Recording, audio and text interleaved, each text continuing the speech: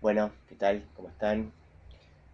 Vamos a trabajar en estos videos el último texto que nos queda pendiente de la unidad 2, que es Introducción del Gran Otro. Volví a poner acá en la pizarra la cuestión del psicoanálisis y la ciencia, la distribución que habíamos hecho hasta ahora entre el conjunto de textos que vimos de Lacan, a los fines de precisar qué psicoanálisis, qué concepción del psicoanálisis, o desde qué posición dentro del psicoanálisis estamos planteando esta relación, y por el otro, los textos de Coiré que vimos en los últimos videos. Y habíamos dejado de manera intencional un último texto de Lacan, que es esta clase del 25 de mayo del año 55, es decir, una clase que está al interior del seminario 2, llamado El yo en la teoría de Freud y en la técnica psicoanalítica, por considerar que es un texto, ahora lo vamos a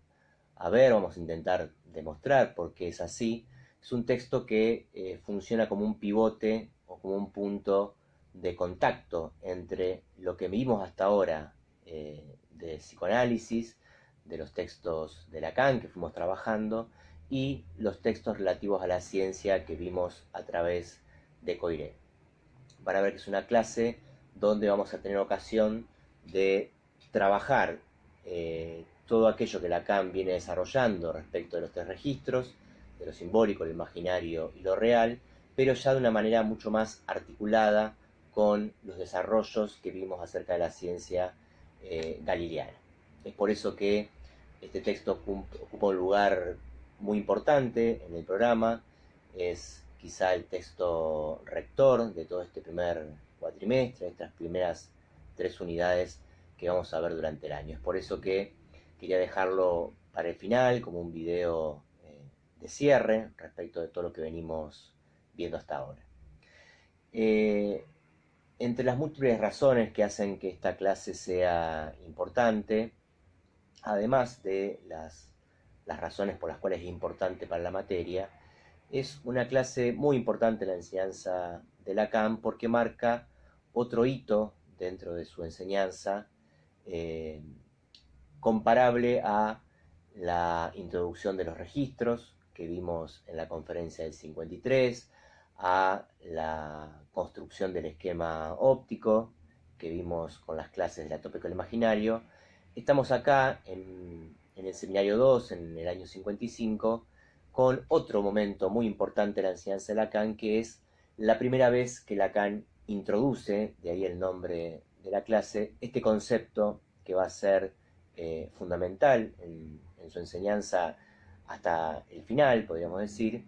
que es el concepto del gran otro. Es decir, que seguimos trabajando con esta línea, con este horizonte de ver con ustedes momentos muy precisos, momentos inaugurales de la enseñanza de Lacan, donde Lacan por primera vez presenta una noción nueva, donde presenta por primera vez un esquema, como en el caso del esquema óptico, y también en esta clase, junto con la introducción del gran otro, vamos a ver que Lacan presenta también por primera vez un esquema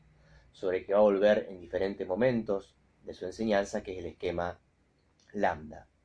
Esquema lambda o esquema L se lo conoce de las dos maneras,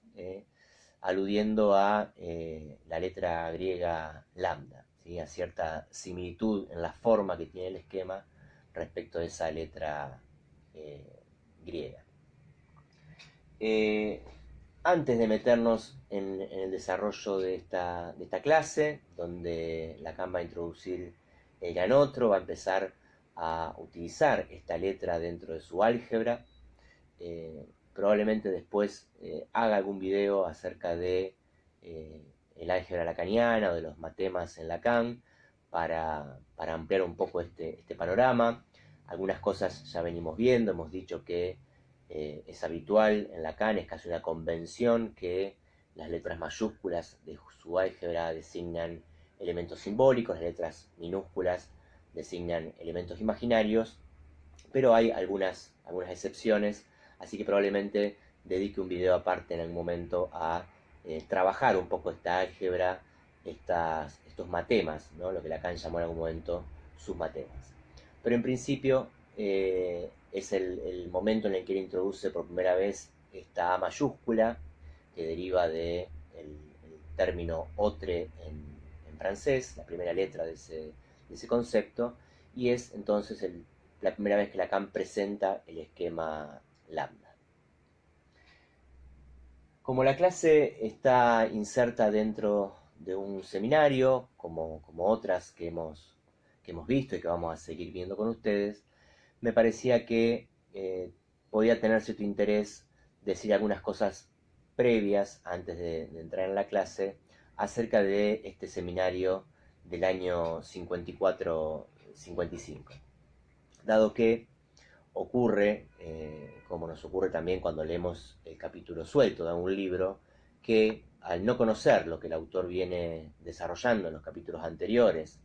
o en los capítulos siguientes, a veces es muy difícil comprender el planteo que está haciendo un autor o el horizonte al cual nos está llevando, y eso ocurre también con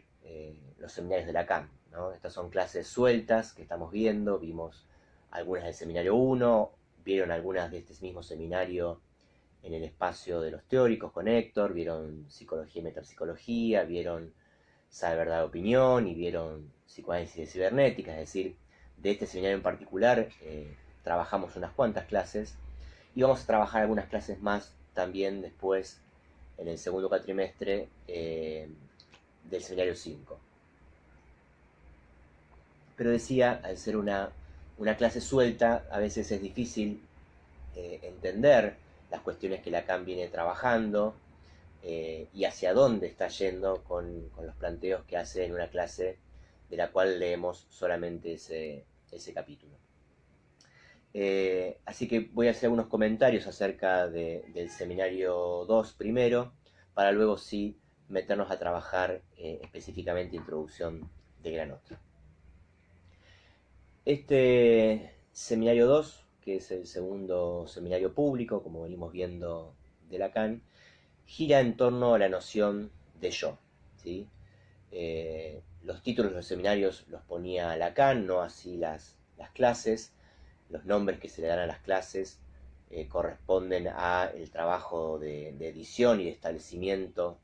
de estos seminarios que ha hecho Jacques-Alain Miller,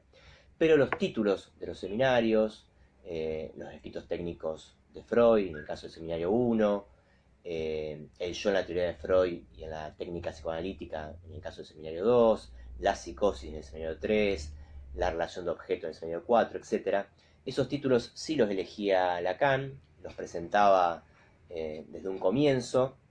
como una especie de orientador de aquellas cuestiones que iba a trabajar ese año de su seminario. Con lo cual, este título puesto por Lacan nos dice dos cosas. Primero, que se va a ocupar del concepto de yo, tal como fue introducido por Freud, ¿sí? Pero también se va a ocupar de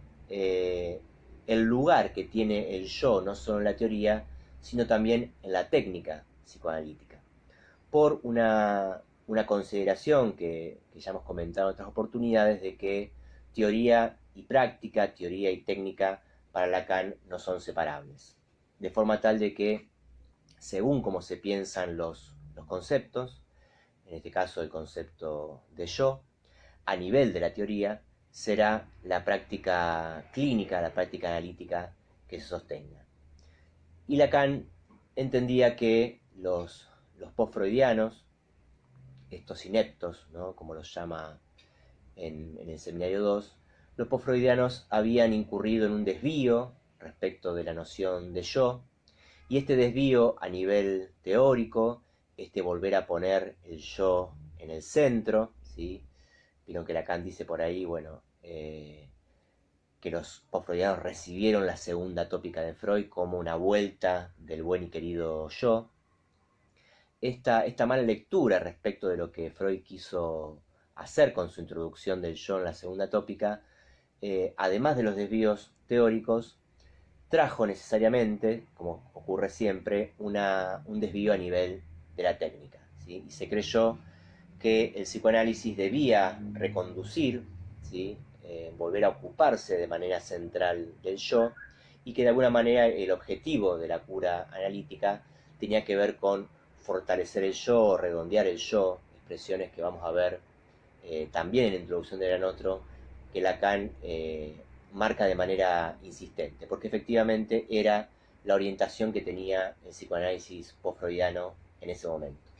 Es decir, que a partir de una mala lectura de lo que Freud nos quiso decir con la introducción del yo como un elemento central de la segunda tópica, se desvió el tratamiento analítico hacia un trabajo con el yo, hacia la idea de un yo fuerte, ¿sí? Que debía coincidir con el fin de análisis.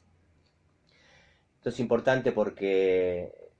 Freud también lo decía de otra manera, a esta relación intrínseca, digo, entre teoría y práctica, o entre teoría y clínica, cuando Freud decía en Psicología de las Masas y Análisis del Yo, que se comienza por ceder en las palabras y se acaba cediendo en los hechos, ¿sí? Es decir, la manera en que nombramos las cosas, la manera en que planteamos los conceptos, tienen consecuencias luego en la manera en que practicamos el psicoanálisis. Este seminario entonces se ocupa del yo y se ocupa de un momento de la obra de Freud, que es conocido como el momento de la crisis de la técnica, justamente, por eso la segunda parte del título, ver qué fue el yo en la técnica psicoanalítica después de 1920, año, como ustedes saben, en el que Freud escribe Más allá del principio del placer. Y unos años después, en 1923, El yo y el ello, donde efectivamente va a introducir la segunda tópica. Cuando Lacan llega al psicoanálisis, ¿sí? En los años 30, y va metiéndose cada vez más con el psicoanálisis hasta los años 50, en los que estamos situados en este momento, lo que se leía, lo que estaba en boga era la segunda tópica, eran los textos producidos por Freud a partir de 1920, y es por eso que Lacan comienza, tanto en el seminario 1, donde trabaja más allá del principio del placer, como en este seminario 2, se va a ocupar de manera preponderante acerca de los textos posteriores al 20. Y Lacan se pregunta, en la página 22, en una de las clases que ustedes deben haber visto para el teórico, en Psicología y Metapsicología, dice Lacan, página 22, al principio del parágrafo 3,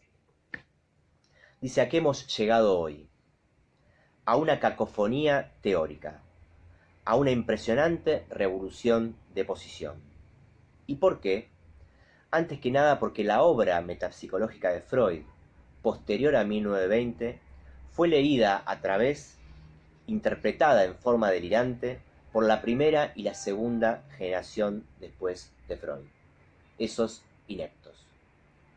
¿Por qué decidió Freud introducir estas nuevas nociones metapsicológicas denominadas tópicas, que se llaman yo, superyo y ello?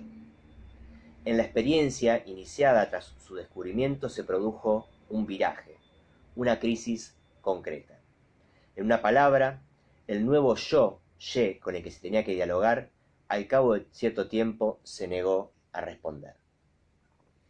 Es decir, Lacan parte de esta crisis de la técnica con la que se encontró Freud, efectivamente, a la altura de Más allá del principio del placer. Freud encuentra un obstáculo respecto a lo que había sido su primera tópica, su primer gran descentramiento de la conciencia como el elemento más importante, preponderante del psiquismo. Se encuentra en 1920 con una crisis de las técnicas, ¿no? De la técnica psicoanalítica. Las cosas no empiezan a marchar bien, la vieja idea de hacer consciente lo inconsciente empieza a resultar insuficiente, los análisis y las curas no avanzaban como se esperaba, y Freud empieza a preguntarse si lo que había regido hasta ese momento, todo lo que fue la primera tópica y sus textos metapsicológicos, que fue el principio de placer, la oposición entre principio de realidad y principio de placer.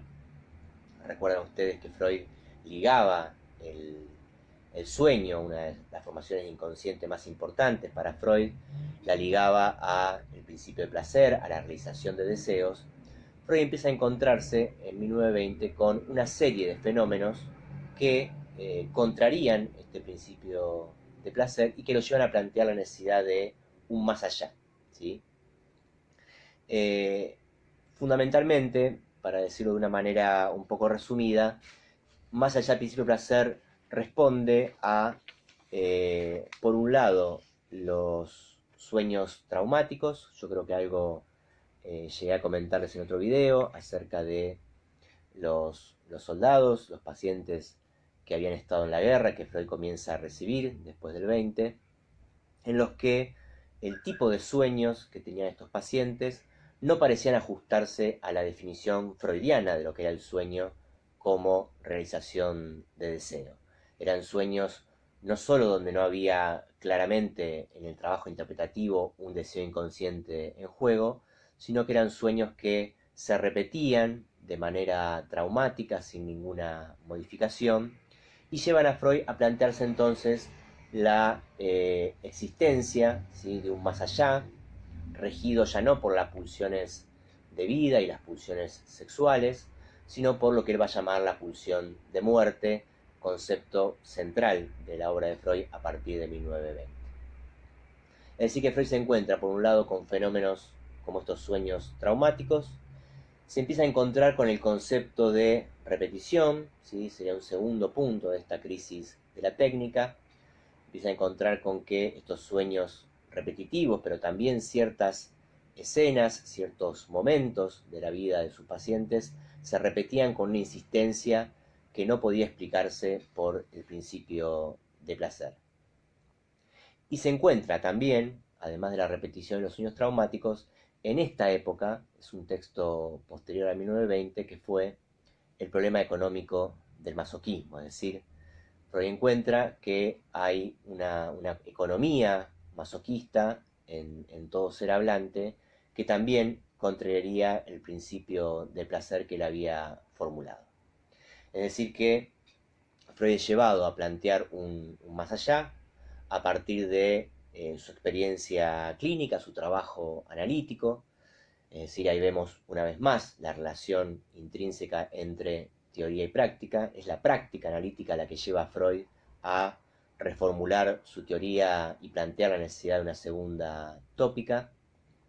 Su práctica con los soldados que habían estado en la guerra, su práctica con pacientes que repetían, a pesar del trabajo analítico, ciertos actos, ciertas posiciones,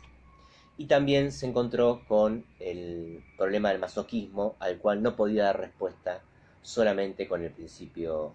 de placer. Este es un poco el panorama en el que se inserta el seminario 2 entonces de Lacan, la necesidad de volver a plantear la noción de yo, como Freud la había introducido en su segunda tópica, y de, en este movimiento, corregir el desvío que los post-freudianos habían tenido en cuanto a la cura, ¿sí? Bueno, esto más o menos a modo general de presentación de este seminario. Les recomiendo, nosotros lo tenemos como bibliografía ampliatoria del programa, pero es un texto que seguramente se puede conseguir en PDF. Mustafa Safwan, no sé si es un autor que ustedes conozcan, es un psicoanalista discípulo de Lacan que se dedicó en dos pequeños libros llamados Lacaniana 1 y Lacaniana 2 a resumir en esos dos libros un seminario, un capítulo por cada seminario de Lacan. Nosotros lo pusimos como bibliografía ampliatoria porque nos parece que por ahí, justamente como damos clases sueltas de los seminarios de Lacan, les podía servir también leer ese texto ampliatorio de Safwan, porque en cada capítulo de esos 2 libros, esos 2 tomos, Safwan dedica un capítulo a cada seminario de los 27 seminarios de Lacan. En este caso particular, podrían consultar, si les interesa, el resumen que Safwan hace del seminario 2, como para enriquecer un poco más el planteo y entender mejor cómo es que Lacan llega a plantear la introducción del Gran Otro en esta clase del 25 de mayo. Bien, dejamos por acá entonces con este video. Ya en el próximo vamos a adentrarnos más concretamente en esta clase, en la manera en que Lacan se ve en la necesidad de introducir un otro simbólico, necesariamente diferenciado del otro imaginario, del otro como semejante, que ya había trabajado, ya había presentado en el estadio del espejo y en el esquema óptico. Bueno, les mando un saludo afectuoso y espero que anden bien.